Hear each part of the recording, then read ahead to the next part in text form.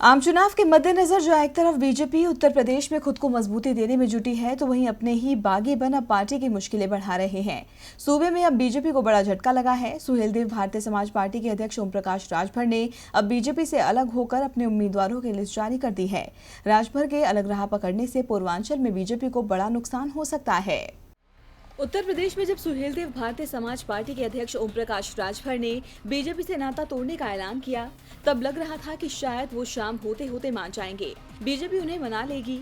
लेकिन आज राजभर ने अपनी पार्टी के 39 प्रत्याशियों वाली सूची जारी कर बीजेपी नेताओं के साथ साथ दूसरे दलों को भी चौंका दिया।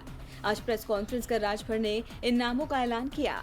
राजभर ने अपनी इस लिस्ट में राजनाथ सिंह से लेकर प्रधानमंत्री नरेंद्र मोदी के खिलाफ उम्मीदवार उतारे हैं। राजभर ने वाराणसी से सिद्धार्थ राजभर, आजमगढ़ से यशवंत सिंह, अमेठी से जितेंद्र सिंह और लखनऊ से बब्बन राजभर को मैदान में उतारा है।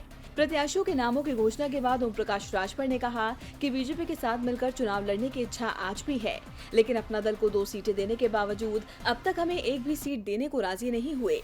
उन्होंने कहा कि मुझे बुलाकर बीजेपी के सिंबल पर लड़ने के लिए समझाया जा रहा है।